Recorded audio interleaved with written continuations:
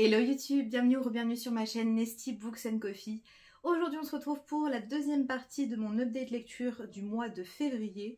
J'ai dû couper cet update en deux parce que j'avais trop de lecture et je ne m'y attendais pas. Donc je vais vous présenter aujourd'hui 4 romans et un recueil de nouvelles, et ce sont les meilleures lectures du mois parce que je préfère les romans au graphique et que je vous ai parlé surtout de ce que j'ai moins aimé la semaine dernière. Donc là, on a du lourd. C'est parti!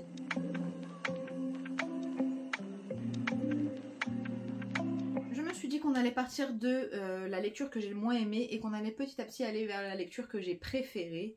Mais si jamais vous me suivez sur Instagram, vous vous en doutez déjà, je pense. Ma première lecture, et enfin je l'ai lu.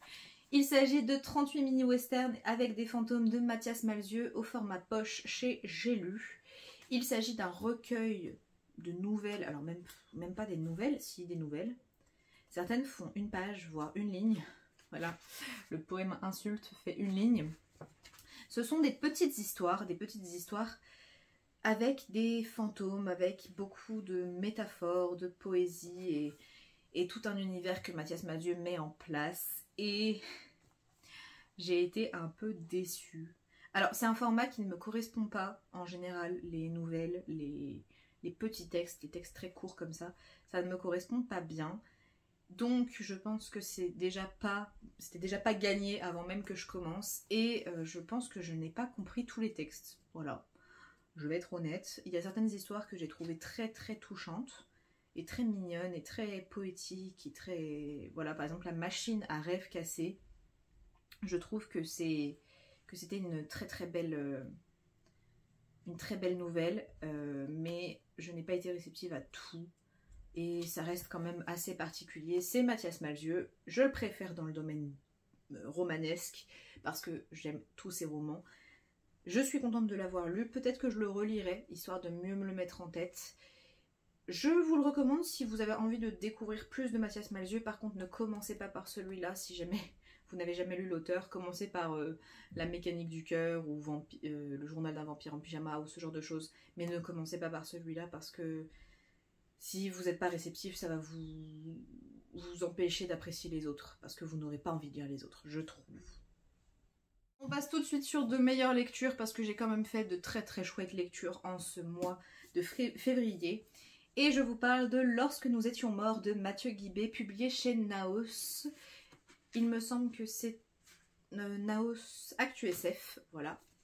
Parce que Naos, c'est un label qui est partagé entre deux maisons d'édition.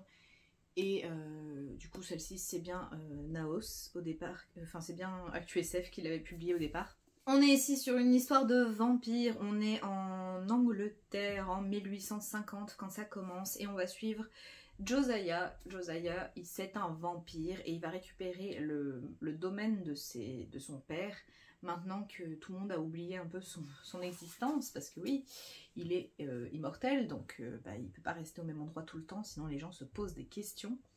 Il a un majordome que j'ai adoré, vraiment. Et Josiah, il est un peu déprimé, il trouve pas trop d'intérêt à sa vie d'immortel, et il va faire la rencontre d'Abigail, et Abigail, ils vont tomber amoureux follement. Et c'est l'histoire de cet amour compliqué et impossible à la fois. Et on a vraiment tout ce côté roman gothique, on a l'exposition universelle aussi de Londres qui est sublime dans les détails qu'on nous donne. On a vraiment toute une ambiance, tout un style, tout un décor qui se met en place. La plume est hyper travaillée, parfois un tout petit peu trop je dirais, mais ça va bien avec le personnage qui est un lord en Angleterre en 1850, donc il a un discours un peu travaillé, un peu classe quoi si vous voulez, et je trouve que c'est quand même un très bon roman. Le petit souci selon moi, ça reste cette plume à laquelle je suis pas particulièrement sensible, et j'aurais aimé que ça soit plus développé peut-être, je saurais pas trop dire ce qui m'a gênée. Mais c'est une très bonne lecture, en vrai je cherche des défauts, mais c'est pas utile de chercher des défauts. C'est une très bonne lecture, c'est loin d'être un coup de cœur, mais c'est une très bonne lecture. Je pense que c'est un livre à découvrir, et je pense ça m'a donné envie de lire Dracula, donc ça a quand même évoqué beaucoup de choses chez moi. J'aime beaucoup le fait qu'on a un vampire qui est réellement cruel et sanguinaire et violent et que ce soit pas romancé, romancé comme pas possible. Donc c'est vraiment une lecture que je vous recommande. Je connaissais un peu la plume de Mathieu Guibé, légèrement parce que je l'avais découvert dans Tragic Circus qu'il a coécrit avec Cécile Guillot, mais maintenant j'ai envie d'en lire plus parce que c'est un roman qui date un peu et je suis sûre que l'auteur a développé ce talent de conteur et de sa plume qui était très belle dans Tragic Circus et qui est très belle encore ici. Donc ouais, j'ai envie de lire d'autres livres de lui et c'est déjà une grande réussite. On passe sur complètement autre chose et j'ai enfin lu, parce que ça fait un petit moment qu'il était dans ma pile à lire, The Love Hypothesis de Ali Hazelwood, publié chez Hauteville dans l'édition Rollier magnifique. Voilà, avec un jaspage. Bref, c'est une édition que je trouve magnifique, elle est ultra confortable, elle n'est pas trop grosse, elle est légère, c'est vraiment un confort de lecture que j'adore. Dans cette romance, on va rencontrer Olive. Olive, elle est doctorante, elle prépare sa thèse, elle est en 3e année de doctorat, de thèse, je crois. Et c'est une étudiante fauchée, obsédée par son travail. Et de toute façon, bah, elle n'a pas le choix parce qu'en fait, on leur demande d'être corps et âme dans ce qu'ils font. Donc elle fait des semaines interminables, elle n'a pas trop les moyens de faire quoi que ce soit d'autre. Et elle espère réaliser de grandes choses, elle est vraiment passionnée par ce qu'elle fait. Et par la science, par la médecine, par plein de choses. J'ai beaucoup aimé cette partie-là, ce côté universitaire, qui est très réaliste. Mais je crois qu'Ali Hazelwood a été dans le domaine universitaire scientifique, donc forcément elle connaît un peu. Olive, elle était elle sortait avec un garçon qui s'appelle Jérémy, sauf que bah, ça le faisait pas entre eux, et que actuellement Jérémy, il est plus intéressé par Anne, la meilleure amie de Olive. Et Anne, elle veut pas sortir avec Jérémy parce qu'elle est persuadée qu'Olive est encore amoureuse de lui. Donc Olive va faire semblant de sortir avec quelqu'un d'autre pour convaincre Anne de saisir sa chance et de sortir avec Jérémy. Et du coup, Olive va faire semblant de sortir avec le docteur, avec le professeur Adam Carlsen. Lui aussi, il a quelque chose à y gagner et ils vont faire semblant d'être ensemble. Et c'est une romance fake dating, tout ce qu'il y a de plus banal, hein, il n'y a pas de grande surprise. Mais j'ai trouvé que c'était quand même très mignon. C'est très intéressant parce que ça se passe dans un domaine que je ne vois pas beaucoup, c'est le domaine universitaire, mais pas les universités américaines où ils font que sortir et s'amuser et conduire des belles voitures et avoir des grands apparts et tout ça, parce que c'est pas hyper réaliste quand même. On est vraiment sur l'université réelle, la galère, surtout en doctorat parce que préparer une thèse, ça rapporte rien. J'aime beaucoup aussi qu'on ait une représentation du sexisme dans ce monde-là parce que c'est assez réaliste, c'est aussi un problème, et encore plus dans le domaine scientifique, hein, les femmes n'ont pas vraiment encore leur place. La romance est mignonne, elle est pas toxique. Merci Ali Hazelwood. Ça se lit tout seul, c'est hyper fluide, c'est hyper mignon. Il y a une scène explicite, une seule, je crois qu'il n'y en a qu'une, qui est très longue par contre.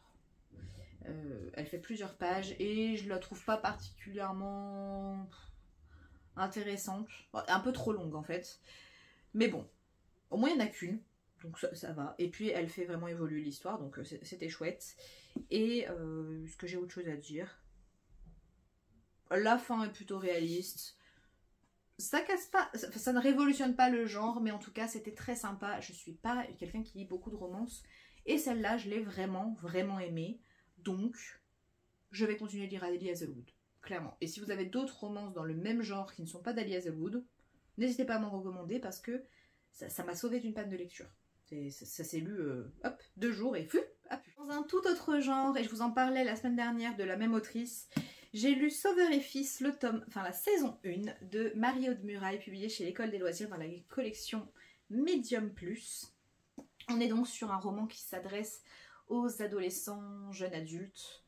Et l'École des loisirs, en vrai, vous pouvez lire n'importe lequel de leurs textes à n'importe quel âge, j'ai l'impression, parce que c'est vraiment des textes qui sont poignants et prenants. Ici, on va suivre Sauveur Saint-Yves, qui est un psychologue. Il a un cabinet et il vit avec son fils Lazare.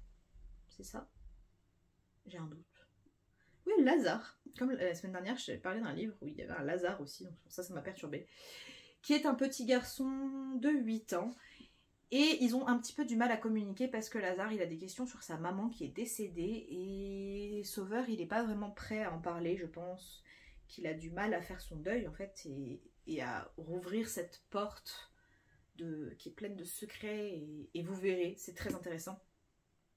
Et à côté de ça, on suit aussi tous les patients de Sauveur. On a des personnages haut en couleur, vraiment. On a par exemple Margot Carré qui se taillade les bras, Ella Cupens, 12 ans, qui s'évanouit de frayeur devant sa prof de latin, Gabin, 16 ans, qui joue toute la nuit à World of Warcraft, les 3 sœurs aux gagneurs dont la mère vient de se remettre en ménage avec une jeune femme.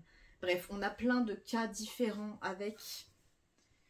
Vraiment, on a un panel de personnages et de troubles qui sont représentés et je trouve que c'est extrêmement bien fait. C'est fait avec beaucoup de justesse, avec beaucoup de sensibilité, avec beaucoup de réalisme. Sauveur, il est psychologue, il n'est pas médecin, il tente des choses, il essaye et ça se voit. Il n'est pas non plus surpuissant, il ne peut pas sauver tout le monde. Et en même temps, il essaye vraiment de faire son mieux et c'est quelqu'un qui est profondément humain. Et c'est pour ça que c'est compliqué pour lui, je pense, de parler avec son fils, c'est que ça commence à le concerner et si jamais c'était trop dur pour lui et pour son fils, enfin, il y a plein de choses qui sont dans ce livre. C'est une saga en au moins 7 tomes et j'ai très très très envie de craquer sur la suite. C'est pareil, ça se lit tout seul, c'est un livre jeunesse hyper abordable et j'ai versé ma larme. Et ça m'a vraiment émue et en même temps ça m'a fait rire. Et on a aussi tout un questionnement parce que Sauveur, il vient de Martinique et il est parti depuis longtemps et il trouve pas forcément sa place ni en métropole ni en Martinique. Il y a tout ce questionnement-là. Enfin bref, c'est hyper intéressant. C'est un livre super complet en 380 pages, écrit hyper gros. Je vous le recommande à 100%. Et en plus, ils sont tous disponibles en poche, quasiment. Donc foncez. Vraiment, il n'y a aucune raison de ne pas les lire. Je le recommande à fond. Et enfin, quelque chose que je recommande pas du tout à tout le monde. En tout cas, pas aux plus jeunes. J'ai lu Crescent City. Oui! Pourquoi je dis ça? Parce que c'est le genre de livre qui me fait très très peur. Parce que ce sont des énormes briques. C'est une arme de guerre. Et j'avais très très peur parce que j'ai adoré Un palais d'épines et de roses de la même autrice et qu'on n'est pas du tout dans le même genre d'univers, donc j'avais très très peur. Quoi qu'on est dans le même univers finalement, d'une certaine façon. J'ai pas encore vu les liens, mais ça viendra. Bref, donc Crescent City tome 1, Maison de la terre et du sang de Sarah J. Maas, publié chez De Saxus. On est dans une urban fantasy moderne, dans une grande ville. Dans cette histoire, on va suivre Bryce qui est mi-fae, mi-humaine et elle va vivre un drame. Elle va assister à quelque chose de vraiment horrible et elle va essayer de passer à autre chose d'une façon ou d'une autre. Et 2 ans plus tard, quelque chose va se produire et réveiller tout ce qu'elle a essayé d'oublier. Et elle va devoir enquêter sur ce qui s'est passé avec Hunt, Atalar Hunt, qui est un ange déchu. Et ils vont essayer de résoudre un mystère et je vous en dis pas plus parce que je ne savais rien de cette histoire quand je l'ai commencé et que ça a été un coup de cœur. Mais un coup de cœur très très loin. J'ai eu énormément de mal, je vais pas mentir, j'ai eu énormément de mal à lire les 200 premières pages. Sachant que c'est un livre qui fait presque 1000 pages, 20% de galère, c'est pas étonnant parce que c'est difficile de se faire une idée d'un livre sur aussi peu de pages en fait. Et il y a un élément déclencheur quand j'ai compris où on allait qui fait que j'étais beaucoup plus intéressée et que je l'ai dévoré. C'est un peu écrit bizarrement. Je vous avoue que la plume n'est pas la chose la plus fluide du monde. Il y a des défauts, il y a des problèmes de traduction qui ont été réglés, je pense, sur les tomes suivants. Il y a beaucoup de vulgarité. Ça me balance des gros mots à tout va. Et j'ai eu du mal au début parce que c'est un univers d'urban fantasy, donc on est dans une ville, on a des fées, mais on a aussi des téléphones portables par exemple. Donc je m'y attendais pas, je lis très peu d'urban fantasy, mais le mystère, les complots, tout ce qui se met en place autour de Bryce, j'ai trouvé ça hyper intéressant. Et ouais, je me suis laissée prendre au jeu, vraiment j'avais envie d'en savoir plus, je pouvais pas m'arrêter. J'ai adoré la relation qui se crée entre nos 2 personnages principaux. J'aime beaucoup les personnages secondaires. Ils ont un certain charme. J'ai versé ma larme à un moment. Je ne vous dis même pas ce qui se passe parce que... Mais vraiment j'ai pleuré. J'ai sangloté. Que dire de plus? On rencontre plein de créatures. L'univers est ultra fouillé. Même si on reste pourtant dans un tout petit lieu. En fait, on est vraiment dans la ville de Crescent City. Et pour l'instant, on n'en sort pas. Je pense que la suite nous réserve bien des surprises. Et ouais, c'est une enquête, une urban fantasy. Vraiment très très chouette. Avec des personnages hyper attachants. Et un suspense assez intense. Et j'aime beaucoup, et c'est pas la première fois, mais j'aime beaucoup le traitement du stress post-traumatique que Sarah J. Maas met dans ses livres. J'avais trouvé ça très bien fait dans ACOTAR, et c'était très bien fait ici également. Bref, c'est un coup de cœur, alors que objectivement je sais qu'il a des défauts, mais ça m'a apporté tellement de joie, et j'ai tellement envie de lire la suite, que je ne peux que le mettre en coup de cœur. Je pense que je vous l'ai très mal vendu. Je vous remettrai le lien vers mon compte Instagram où je l'ai chroniqué, où je suis un peu plus claire, je pense. Là, je me suis un peu laissée emporter par les choses. J'en ai terminé pour cette update. J'espère que cette vidéo vous aura plu. Si c'est le cas, n'hésitez pas à liker et à vous abonner. Ça me fait toujours très chaud au cœur. N'hésitez pas également à me dire si un de ces livres vous tente ou si vous en avez lu certains, ce que vous en avez pensé. Bref, venez me voir dans l'espace commentaire. Si jamais vous voulez commenter mais vous ne savez pas quoi mettre, que vous n'avez rien à dire, n'hésitez pas à laisser une lune. Voilà, parce que c'est le symbole de Crescent City. C'est une lune ou un C? Je sais même pas. Bref.